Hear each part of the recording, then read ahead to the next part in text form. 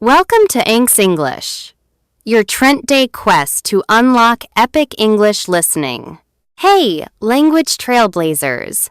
I'm Zoe, your guide at anksenglish, and I'm absolutely stoked to have you join me today.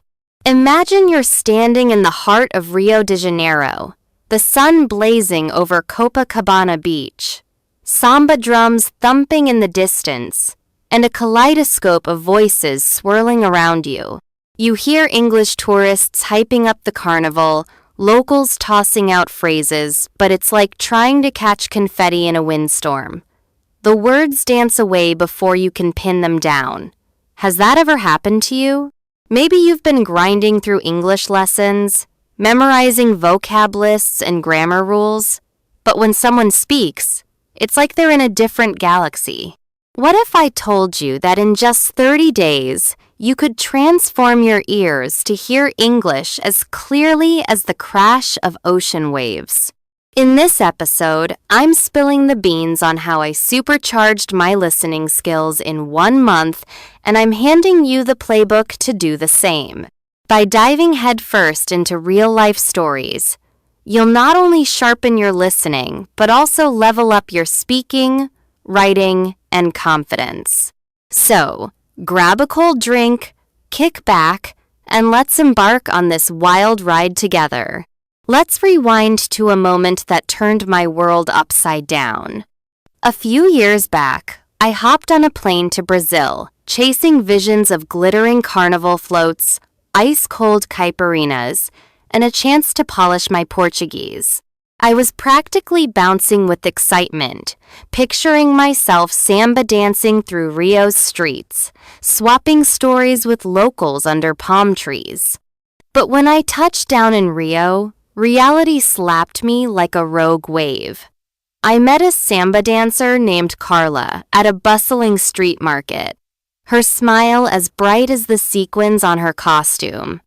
She spoke a whirlwind of Portuguese sprinkled with English, and let me tell you, her English was like a carnival parade-fast, colorful, and totally overwhelming. I stood there, grinning like a lost tourist, catching maybe one word in 20. My attempts to reply were a jumble of stutters and awkward nods. But instead of bolting, I decided to lean into the chaos.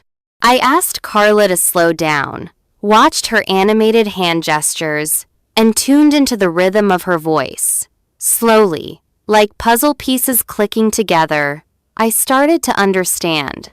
Carla shared that she'd learned English by binge-watching Friends and belting out Beyoncé songs.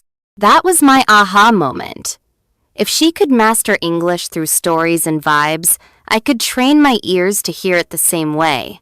That Brazilian adventure lit a spark in me, and today, I'm here to share how it changed the way I listen to English forever. Picture yourself in a lively Brazilian churrascaria, the sizzle of grilled meat filling the air, and English buzzing all around tourists laughing over skewers, waiters practicing phrases with a grin. You catch words like awesome or party, but the full meaning slips away like sand through your fingers. You're itching to join the conversation, but you're worried you'll miss the next sentence. Has this ever happened to you? If it has, you're in good company. When I first got serious about English, I thought I had it in the bag. I had my vocab apps, my color-coded grammar notes, and a playlist of slow, robotic dialogues. But real-world conversations, they were like stepping into a boxing ring unprepared. I'll never forget my first day in Sao Paulo, trying to order lunch at a cozy diner. The waiter rattled off a question, his words zooming by like a Formula One car. Was he asking about drinks, sides, dessert? My brain hit a brick wall, and I just nodded, praying I wouldn't end up with something bizarre. When he plopped down a massive bowl of feijoada hearty bean stew I wasn't ready for, I knew I'd crashed and burned. That moment was my wake-up call. Studying words on a screen wasn't enough. I needed to train my ears to hear English the way it's spoken in the real world, fast, messy, and full of life. So, I made a gutsy call. For the next 30 days, I'd go all in on listening. No more slogging through vocab lists or wrestling with verb conjugations. I'd dive into the deep end of real English podcasts, movies, street conversations, the whole shebang.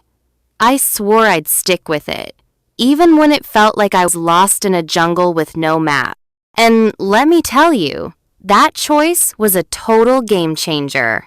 On day 3, I was wandering through Rio's vibrant Lapa district, the air thick with music and laughter, when I bumped into Carla again at a samba rehearsal. She invited me to chill with her crew, who were chatting in a mix of English and Portuguese. At first, it was like trying to catch fireflies in a hurricane. Phrases like ride or die and no biggie flew past, and I felt like I was deciphering an alien language. But instead of staying quiet, I jumped in head first. I asked, "What's ride or die mean?" They laughed and explained it meant loyal no matter what. I started paying attention to their vibe, the way they high-fived, paused for effect, or got hyped about the upcoming carnival. That night, I scribbled down phrases like, "I'm pumped," and "that's the tea," in my notebook. I practiced saying them aloud, mimicking Carla's infectious energy. It was like finding the key to a treasure chest. By the end of week 1, something incredible happened. I was listening to a podcast about Brazilian street art while strolling along Ipanema Beach, the waves crashing in the background, and I realized I could follow the host's story without hitting pause every other sentence.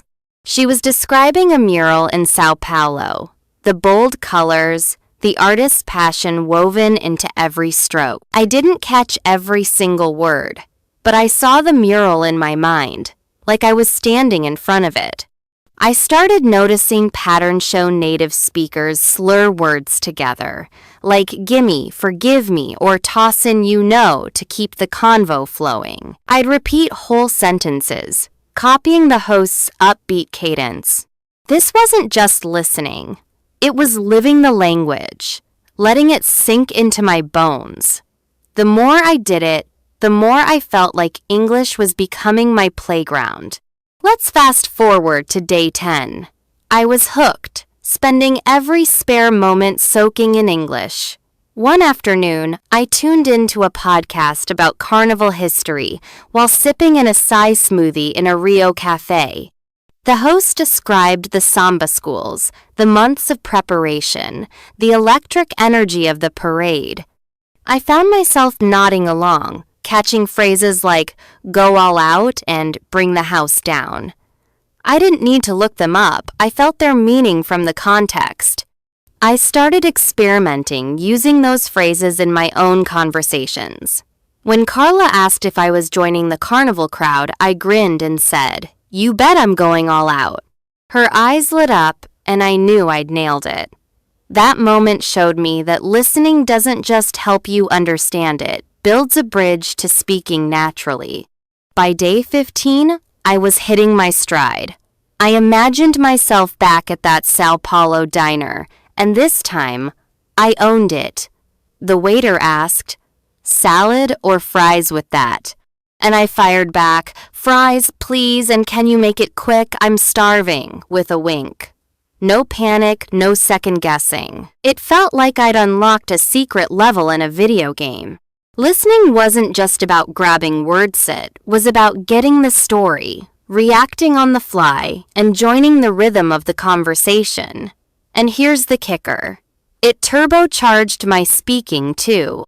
By absorbing how people phrase things, I started sprinkling expressions like, "I'm totally down," or "that's a vibe" into my chats. Friends started saying I sounded like I'd been speaking English forever.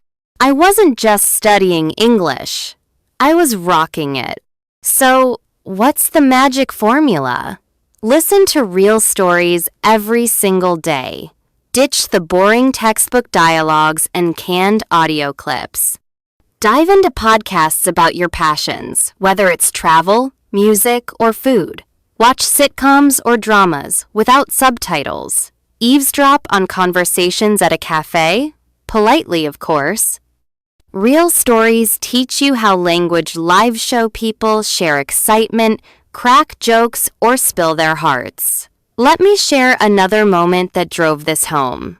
In Brazil, I decided to watch a Brazilian rom-com with English subtitles to practice. At first, I clung to the subtitles like a lifeline, but then I challenged myself to switch them off. The first 15 minutes were pure chaos. I caught maybe a third of the dialogue, but I kept going, focusing on the characters' faces, their laughter, the context of the scenes. By the end, I got it. A couple finding love against all odds. I didn't need every word to feel the story's heartbeat, and that was a revelation.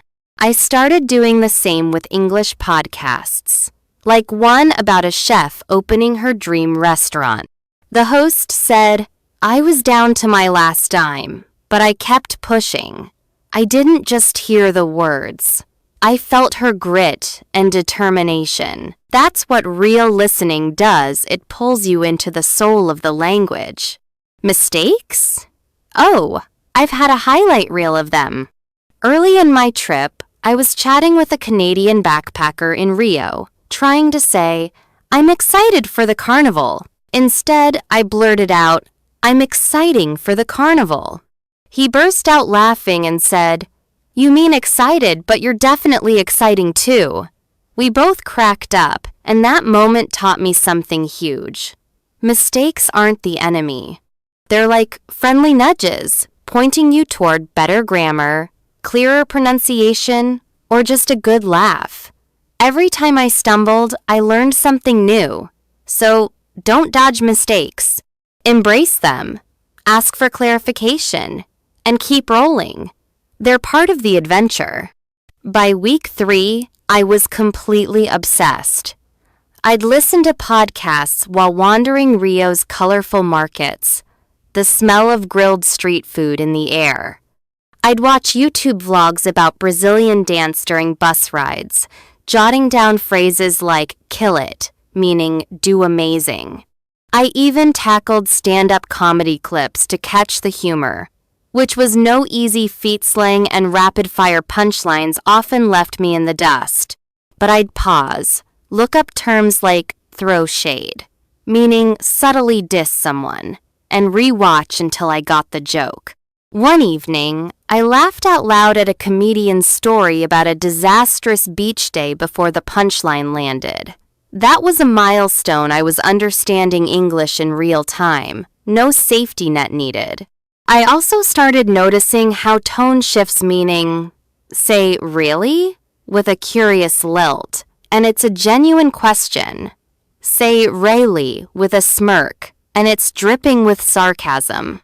These little details are what make English sparkle, and you only pick them up by listening to real people. Let's talk about another trick that leveled up my listening: storytelling.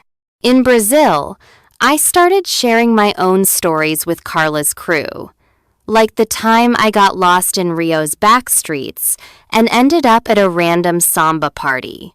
At first, my stories were clunky, but the more I listened to how others told their pausing for drama, emphasizing key moments, the better I got. I learned to use phrases like, "You won't believe this," or "It was wild" to hook listeners. Storytelling isn't just about speaking. It's about listening to how stories are built, then weaving your own. Try it.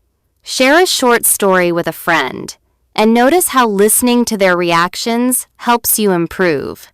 On day 30, I had a moment that sealed the deal. I was in a São Paulo bookstore, flipping through travel guides, when I overheard 2 Australian tourists chatting. One said, "I'm over the moon about Florianopolis, top of my bucket list. A month ago, I'd have caught Florianopolis and maybe zoned out. This time, I got every word. I knew over the moon meant thrilled from a podcast I'd binged. I jumped in saying, Florianopolis is stunning. You'll love the beaches. We ended up talking for 45 minutes, swapping travel tips and carnival stories. I didn't feel like a student anymore. I felt like I belonged in the language. That's the magic of listening. It turns you from an outsider into a storyteller, a connector, a part of the conversation. Here's my challenge to you. Commit to 30 days of active listening. Pick something that lights your career podcast about surfing, a show like Brooklyn Nine-Nine, or a YouTube channel that gets you hyped. Listen for at least 20 minutes a day, but make it count. Pause to repeat cool phrases, scribble down new words, or guess meanings from context.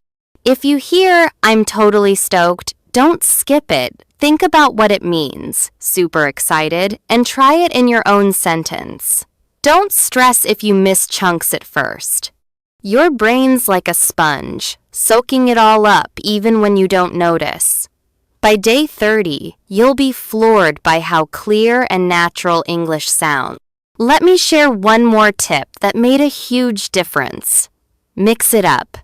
Don't stick to one source.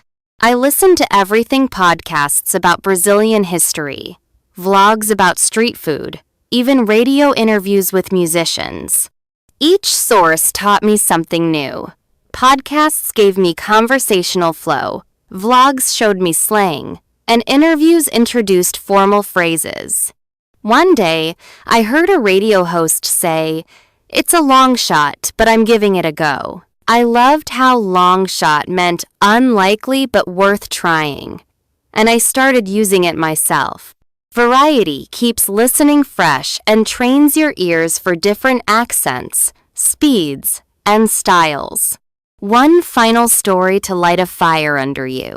After Brazil, I swung by Los Angeles. On my first morning, I strolled into a bustling cafe, my heart racing a bit. The barista greeted me with a rapid, "Hey, what can I whip up for you?" Before my 30-day challenge, I'd have frozen like a deer in headlights. But now, I flashed a grin and said, "A cappuccino, please, with a sprinkle of cinnamon." She nodded. "You got it." That tiny moment felt like a victory lap. I wasn't just hearing English. I was vibing with it, connecting with people, and feeling like I owned the language.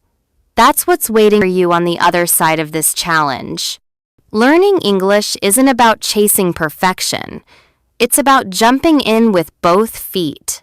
Every time you listen, you're building a highway to fluency, learning to giggle at a punchline, share a memory, or order coffee like a local. At anksenglish, we're your cheerleaders, dropping daily episodes packed with real stories, actionable tips, and a whole lot of encouragement. So, let's make today the start of your 30-day listening adventure. Keep practicing, keep laughing, and you'll be blown away by how far you soar. Thanks for tuning in today. Hit that subscribe button for more stories and strategies. And until next time, keep your ears wide open and your heart fearless. Catch you soon.